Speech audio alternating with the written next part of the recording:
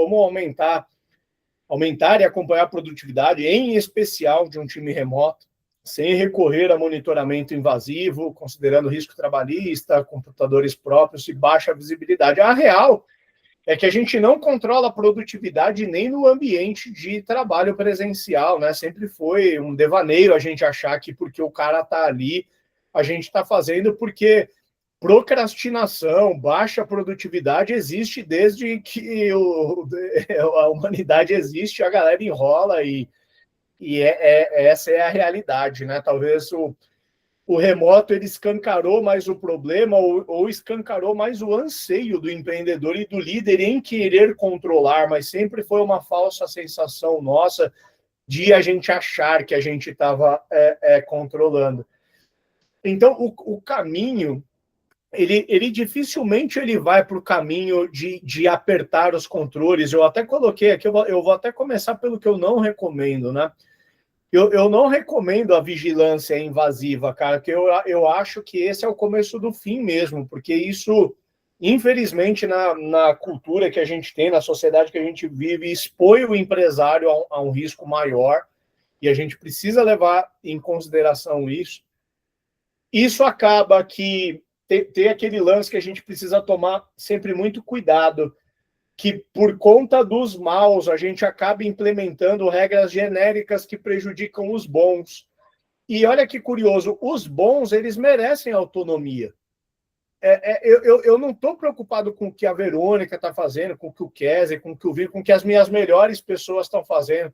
Se a Verônica falar para mim que amanhã ela não vai trabalhar porque ela vai fazer um negócio, eu não estou preocupado com isso, eu não preciso controlar o tempo dela, porque ela já ela tem um nível de commitment com o trabalho e ela não precisa me prestar conta. Até hoje foi engraçado, o Kesley, que é um dos líderes, tá gripado, e ele ainda tem um pouco desse lance de falar, pô, cara, eu tô meio sem graça, porque eu não sei se eu vou conseguir trabalhar direito hoje, eu não sei se eu te aviso se eu estou trabalhando ou não. Eu falei, meu irmão, cara, tu trabalha junto há 8 anos, cara, você já sabe como eu não... No seu caso, eu não faço conta, cara. Pode ficar tranquilo. Se quiser tirar o dia hoje, você tira. E se você estiver trabalhando ou não, você também não precisa se preocupar e me avisar. Não faço nem questão de saber. Não queria eu ter tempo de controlar isso, né? Mas eu acho importante ter, porque às vezes a gente cria essas regras e acaba prejudicando quem não merece. E quem é bom de trabalho, vocês sabem bem disso, merece flexibilidade, merece autonomia. É a mulher que é mãe e ela valoriza trabalhar com você, porque ela sabe se ela precisar levar o filho dela no médico, ou precisar resolver uma coisa de escola, ela não vai ser pautada por isso, porque o que vale mesmo é a entrega que ela tem. Ao mesmo tempo que ela tirou amanhã para levar o filho no médico, vai ter um outro dia que ela vai trabalhar à noite, porque ela... e não é a compensação de horas, é porque a pessoa ela é responsável. E muitas vezes apertar o cerco prejudica quem é assim e desmotiva quem é assim. E quem é do baixo clero, vamos dizer assim, usa isso de artifício para prejudicar o empresário depois, tá? Então, tomaria muito cuidado. Eu não acho que essa é a solução, tá? E aí, explorando um pouco o contexto. Primeira coisa, né? Se você suspeita que a produtividade do time está baixa, é porque realmente está. É o lance que a gente falou. Acendi a luz do quarto, eu suspeitava que estava uma bagunça. Mas a hora que eu acendi, eu vi que realmente, cara, estava uma zorra. Então, suspeitou que a produtividade está baixa, dá uma colada ali, chega e você vai ver que dificilmente você estava errado na sua constatação. Aí tem uma coisa a ver também com o contexto que a gente está vivendo agora. No enredo do Dan, ele fala, né? A minha produtividade pessoal aumentou muito com a IA, mas a do time segue a mesma. Cara, é isso. Infelizmente, o colaborador médio, ele não está revertendo a produtividade extra que ele está gerando, ou o slack de tempo extra dele, em mais trabalho na empresa. E isso é uma realidade. Se a gente não remodelar a forma de trabalho, seja o desenvolvedor de software, o advogado, ele pode estar rendendo mais, mas ele não vai querer entregar mais, porque ele vai tentar aplicar aquele slack de tempo que ele gerou para algum ganho pessoal para ele. Ou ele vai ter mais tempo livre, para ele fazer qualquer outra coisa, ou ele vai ter mais tempo livre para pegar outros freelancers, para fazer outras coisas. Ele não vai ceder, infelizmente, é a mentalidade do cara, né? O colaborador genial, sim.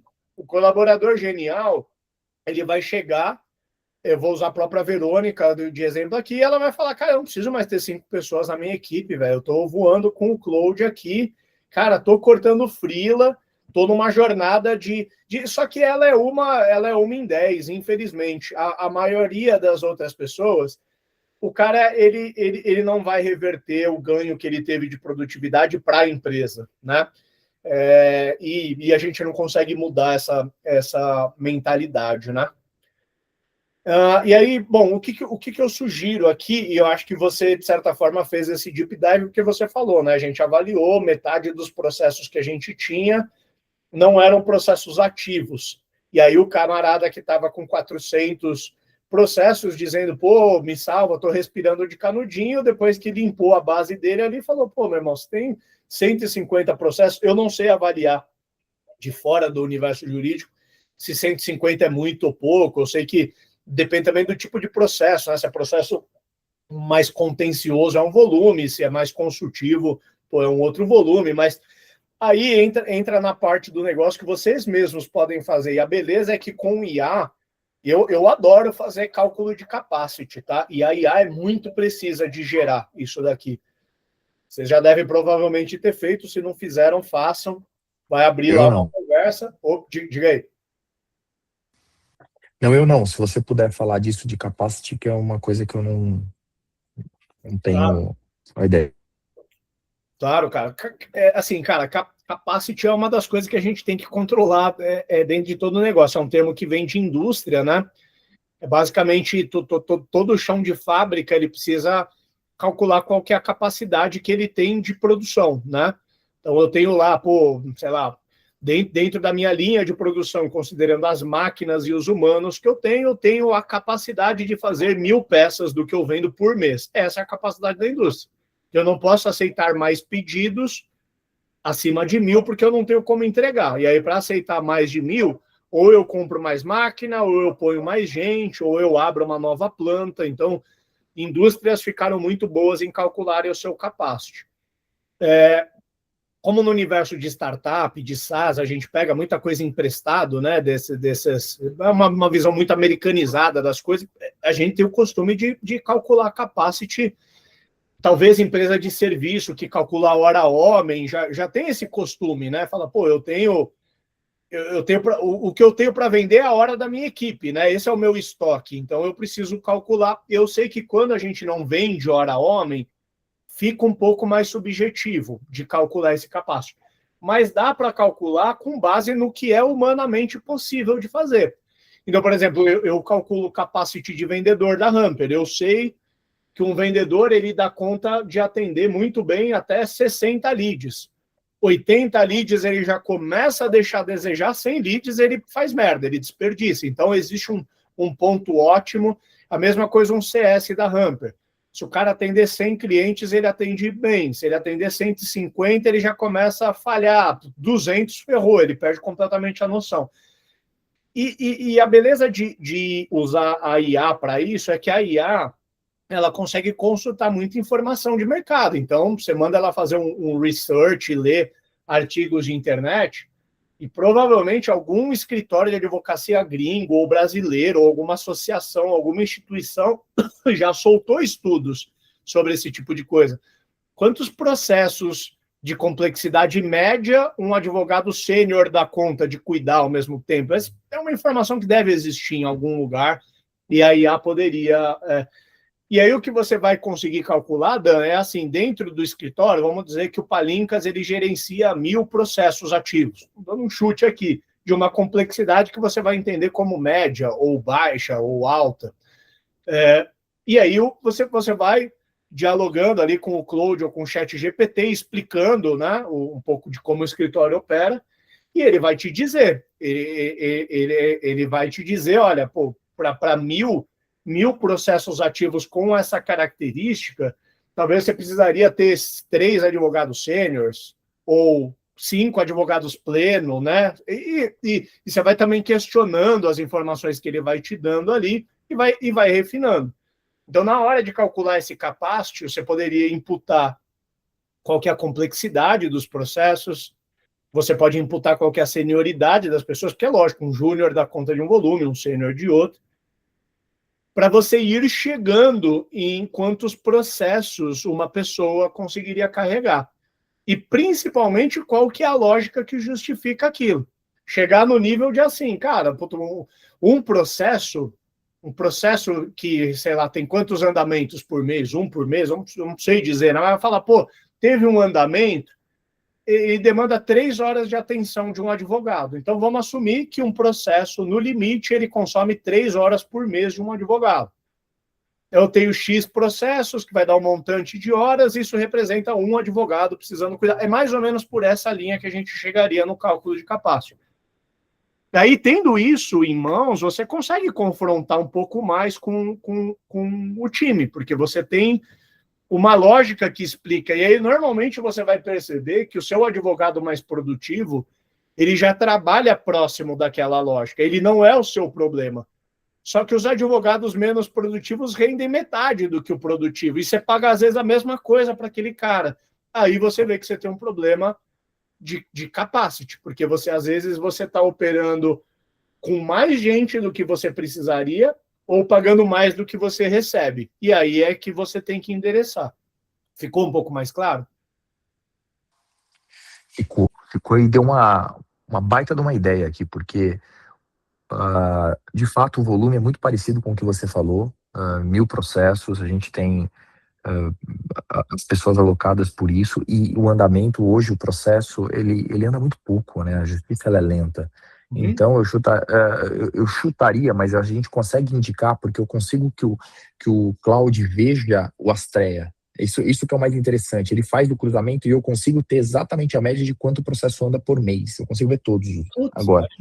E com isso eu consigo começar a dosar tempo, porque o maior tempo que a gente tinha era o tempo de redação, que às vezes um advogado demorava 3 ou 4 dias para fazer. Esqueci, acabou, morreu. Eu já consegui, eu já tenho o redator. Então isso gerou um efeito no meu escritório, que antes eu precisava de um cara muito top. Eu pagava os caras mais caros, que eram os meus redatores. Hoje eu não preciso. O nível de qualidade, eu fiz um nível de qualidade, claro, você precisa ter muito cuidado para fazer isso, mas o nível de qualidade é 8 vezes melhor. Isso, os índices que eu consigo ver, o que a IA consegue fazer hoje para mim é 8 vezes melhor do que o meu melhor advogado, aquele cara com mestrado na USP, que eram os caras meus redatores e que me custavam muito. Hoje eu pago R$1.000 na IA. Claro que eu não transformei isso numa linha de produção, mas eu consigo fazer todas as primeiras minutas já com isso, e eu tenho as validações humanas se aquilo ali não tem alucinação. Ou seja, o cara ficava 4 dias, 5 dias para fazer uma minuta, hoje ele demora 3 ou 4 horas para fazer validação de informação. Então, olha o que consegue chegar aqui. Mas acho que já me deu um baita insight aqui para conseguir olhar. Obrigado aí por isso. E dentro do contexto de capacity que você vai dialogar com a IA, você tem que dar, inclusive, esse contexto, que já é um escritório que já converteu horas de redação de humano para uso de IA. Você pode, inclusive, pedir para a IA te dar mais insights, entendendo a sua cadeia de valor, de como que vocês atuam, aonde você poderia usar ainda mais IA para que você... Então, assim, eu acho que você vai ter uma descoberta grande aí, cara.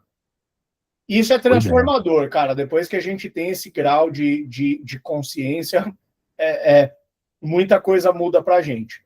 É difícil do colaborador entender, e eu nem acho que o colaborador tem que entender. Às vezes a gente entra nos debates, porque o colaborador da Hamper, às vezes ele acha que ele sabe o capacity, aí ele quer entrar numa discussão que é discussão de gestor, do tipo, não, porque o vendedor, eu acho que tinha que ter mais leads, porque o capacity, peraí, cara, capacity é assunto de gestor, vendedor, tua preocupação é meta, tua preocupação é taxa de conversão, deixa que capacity, o teu já tem um cara sendo muito bem pago para se preocupar com isso. Então tem que tomar, às vezes, cuidado que quando a gente torna muito transparente, a galera também quer ter o lugar de falar deles ali, né? Ah, não, mas eu acho que o Capacity, cara, você não, com todo respeito, não acha nada. Mas vamos lá. Aí, cara, qual que é o lance, né? Depois que você tiver a descoberta, você vai ver que talvez você tenha time a mais ou a menos do que você precisa para fazer a jornada de trabalho aí, cara. E aí você vai ter que endereçar o assunto. O que acontece? O que eu acho que é o X da questão para a gente aqui hoje, galera? Assumindo que a empresa ainda não está colhendo todo o benefício dos colaboradores usando IA, eu acho que esse é o principal problema que a gente tem que atacar hoje. Se hoje um cara vale por 3, a empresa das duas, ou ela tem que dar 3 vezes mais resultado com o mesmo headcount, ou ela tem que manter o resultado e diminuir em 3 vezes o headcount. Ponto. Né? Senão a gente não está coletando o benefício da IA. A galera está ficando mais produtiva, mas eles estão usando o Slack que eles estão gerando para outro benefício. Estão fazendo freelancer, estão fazendo qualquer outra coisa. Não acho que é justo com a empresa nesse caso. Então, a gente vai precisar fazer uma avaliação honesta. Quando você olhar para o Capacity, é difícil de chegar para o time e dizer assim, olha, galera, eu fiz um estudo aqui e a quantidade de processos que você tem vis-à-vis o uso de inteligência artificial, eu acho que vocês deveriam estar tocando 3 vezes mais processos do que vocês tocam. A galera vai pular, vai falar, cara, tá maluco, que merda é... E aí, cara, a gente tem que fazer uma avaliação honesta, né, cara? Que do time que a gente tem, essa é a hora do empreendedor olhar, pôr a mão na consciência e olhar, né? O time que eu tenho, qual que é o tamanho do apego que eu tenho, né, em relação às pessoas? E aí a avaliação mais honesta, para mim a pergunta mais honesta de se fazer é essa daqui. Você recontrataria essas pessoas? Aí fica essa pergunta para vocês fazerem, né? Eu me faço essa pergunta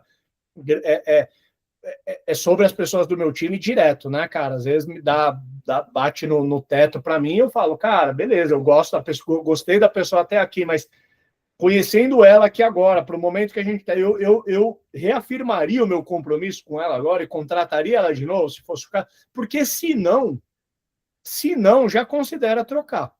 É lógico, eu deixei no exemplo que considere trocar todo o time, foi meio drástico, mas tem que fazer uma avaliação individual. Quem eu tenho no time, quem que eu acho que está apto ao momento e vai se adaptar.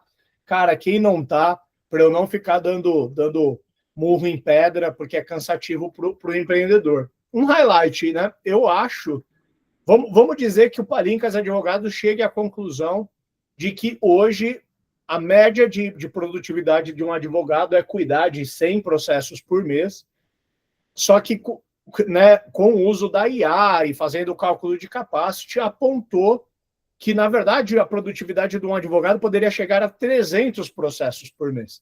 Eu acho que é mais fácil contratar um novo advogado que já vai entrar com esse escopo, vai falar, cara, você vai entrar e trabalhar aqui, você vai cuidar de até 300 processos e o cara vai falar, beleza, tô topado por esse salário que você está me oferecendo, do que chegar para o cara que hoje cuida de 100 e falar que ele vai passar a cuidar de 300.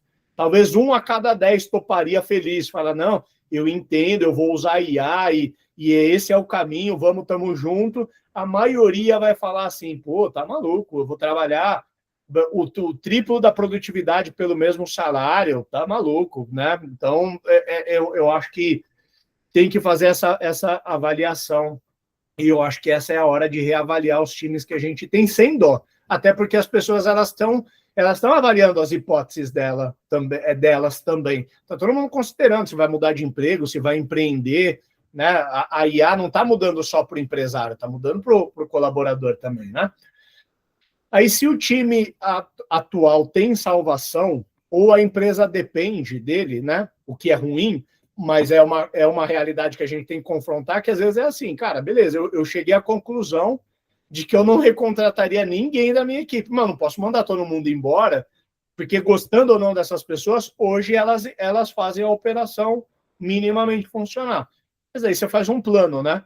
Um plano de ir pouco a pouco substituindo e tal, né? E aí algumas recomendações que eu deixei, né? Você vai entender o capacity esperado e apresentar para o time um racional, né? De qual que é a lógica, não chegaria com o documento do Cloud para a galera, um racional, quase que reafirmando compromissos. Galera, nós estamos passando por um turnaround, nós estamos reestruturando, reorganizando a empresa para se adequar à era da IA e à era a demanda atual de mercado. O jeito como a gente trabalhou nos últimos 5, 10 anos não é o mesmo jeito que a gente vai trabalhar nos próximos 5, 10 anos. Fizemos um estudo aqui, cara, entendemos a produtividade, a nossa expectativa ela é essa a partir de agora. E aí você vai ter gente que não vai comprar esse plano e não vai pedir para sair na hora, mas claramente não vai estar comprada com o plano e vai sair em algum momento. Você vai ter poucas pessoas que vão se adequar e você vai ter a oportunidade de repor com gente que já entra alinhada ao novo momento.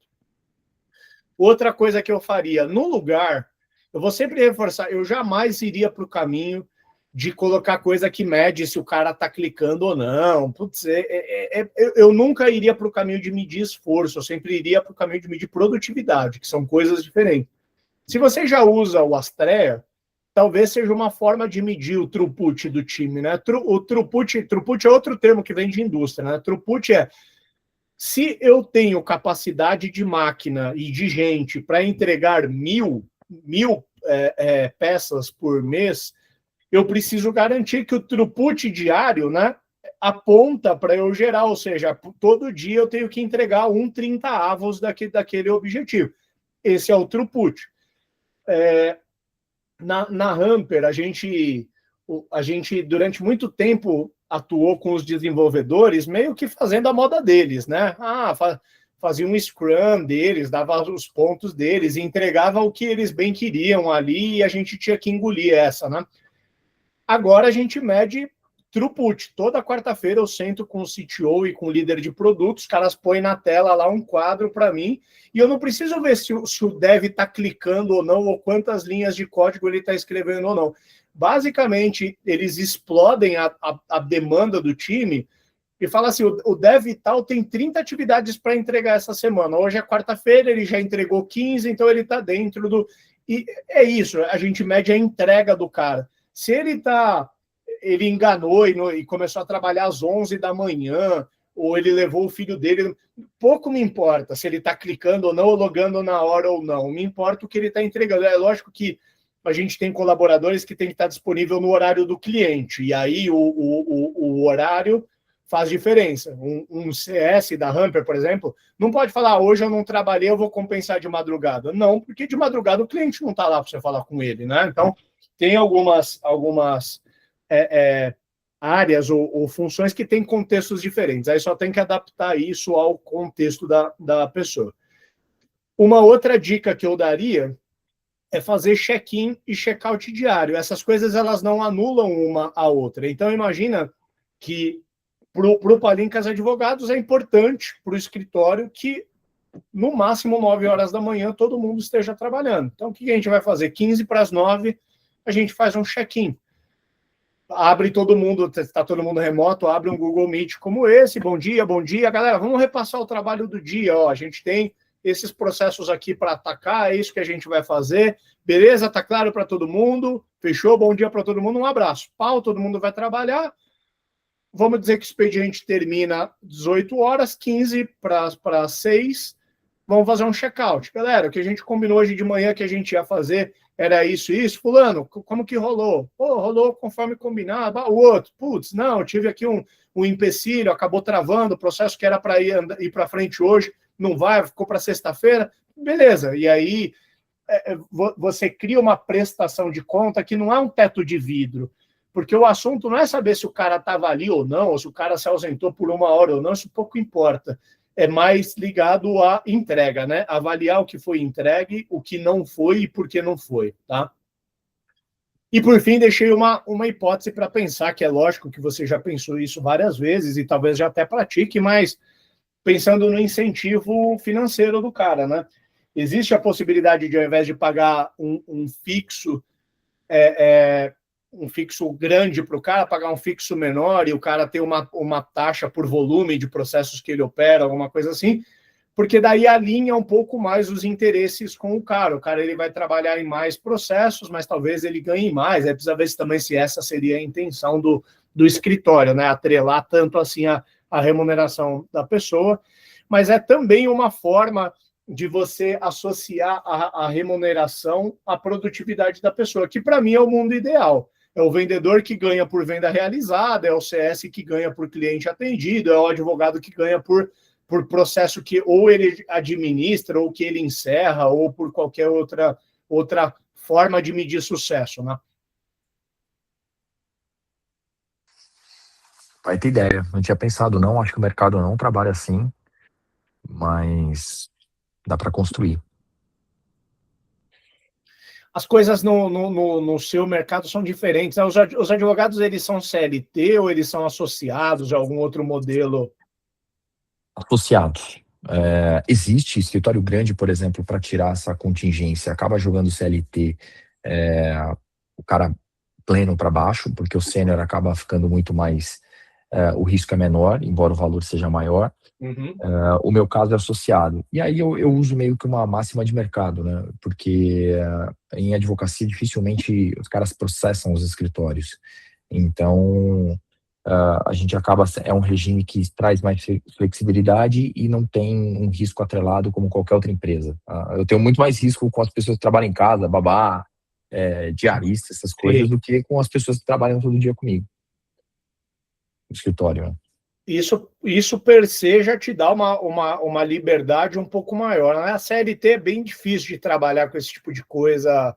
Algumas profissões já é implícito, tipo vendas, já sabe que vai ter comissão, mas outras profissões você não consegue, pela CLT, incentivar, sei lá, um dev a falar para o cara, vou te pagar um fixo baixo, um piso aqui, e aí, na medida que você vai me entregando coisas, eu vou fazendo. A não ser caras que realmente já têm uma maturidade, como você falou, um cara mais sênior, que sabe trabalhar com projeto, e aí você consegue ter uma forma de remuneração diferente. Talvez o único risco de trabalhar com isso às vezes, parecer ficar menos competitivo, porque o cara ele vai lá assim, pô, o outro escritório está me oferecendo 10 pau para eu trabalhar lá. Aí você está me oferecendo 5 e aí eu poderia chegar até 13 se eu topar. Às vezes o cara prefere o certo pelo duvidoso. Eu vou pegar o outro que é 10, porque daí eu estou garantido. A maior parte das pessoas prefere a segurança do que a gente é menos treinado, né, para trabalhar com um modelo de alinhamento de interesse, de tomar o risco junto, esse tipo de coisa, né? Mas eu já tenho um ganho de eficiência, porque pelo fato de eu ser 100% home, eu já trabalho com uma... Isso já é um benefício, visto pelo advogado. Tem muito cara querendo sair do presencial e vindo para cá, esse já é o benefício. Então eu já consigo jogar o salário do cara um valor mais baixo. Talvez essa seja o diferencial, eu consigo equiparar, eu tenho uma base menor, que o cara vai vir pelo home, mas ele consegue chegar no mesmo que ele teria no presencial se ele tiver uma produtividade maior. Então, posso tentar desenhar com base nos números, né? Porque agora eu consigo ver sistema integrado com ela, consegue me dar um dashboard que me fala quanto que o cara faz, o que o cara faz. É isso, que você, É a o tal da throughput, capacity, a gestão do o throughput. throughput, não a capacity. Então, acho que dá para fazer, até para poder aumentar, né? Porque eu também fico segurando o jogo, porque eu preciso ver a coisa caminhando, eu preciso ver o cara fazendo para além daquilo que está sendo solicitado no mínimo, né? O cara fica ali não pedindo o trabalho, né? Fica tentando fugir do trabalho. Aí você passa, é sempre a resistência. Então, eu também fico segurando na parte de remuneração. Não vou estourar o cara porque ele não está disposto a virar a noite para isso. Então, eu vou distribuindo nas caixinhas que eu tenho, que são as pessoas que eu tenho, até o limite que elas toleram ali. Uhum. Isso, mas aí o limite que ela tolera não pode ser subjetivo, não pode ser a boa vontade do cara. Tem que ser o limite que ela tolera, tem que ser objetivo, ou seja, existe um cálculo de capacity do escritório que diz que um advogado ele consegue atender com qualidade até X processo. E aí não é o cara, pô, Danilo, eu tô me sentindo sobrecarregado. Fala, puta, meu irmão, lamento, mas assim, aqui a gente historicamente comprova que a produtividade do advogado é de até tanto. Se você não consegue trabalhar, cara, dentro desse padrão, a gente precisa avaliar, né? Se faz sentido você estar aqui. Eu acho que é um pouco dessa conversa. Boa, ótimo, ótimo. Mas dá uma estudada sobre isso, cara. Não, eu confesso que eu não conheço escritórios que pratiquem, talvez até você possa ser pioneiro nisso, mas você ter o cálculo de capacity do escritório e ter uma forma de medir o throughput da equipe. O throughput é a batida de bumbo. Haja visto que nós vamos gerenciar 1000 processos por mês, cara, como que a gente está batendo bumbo todo dia ali para garantir que estamos fazendo todo o trabalho que precisa ser feito, cobrindo essa carteira, né? Não, ótimo. 2 conceitos, throughput e capacity, que eu para trabalhar legal. Na próxima eu trago novidades. Boa. Vocês querem falar mais alguma coisa que está pegando aí dos dias antes da gente fechar? Tem alguma coisa que eu consigo ajudar? Não, para mim tá tranquilo. Para mim não, também preciso encerrar aqui. Pô, Fechou. brigadão. Beleza, pessoal. Obrigado aí por mais uma. Contem comigo. Precisar de alguma coisa no meio do caminho aí, é só chamar. Beleza. Valeu, um abração. Ricardo, Abraço. um abração para você, Vê. Obrigado pelo Valeu, tempo. gente. Um abraço. Tchau, tchau. Fiquem com Deus aí. Tchau, tchau. Amém. Tchau, tchau.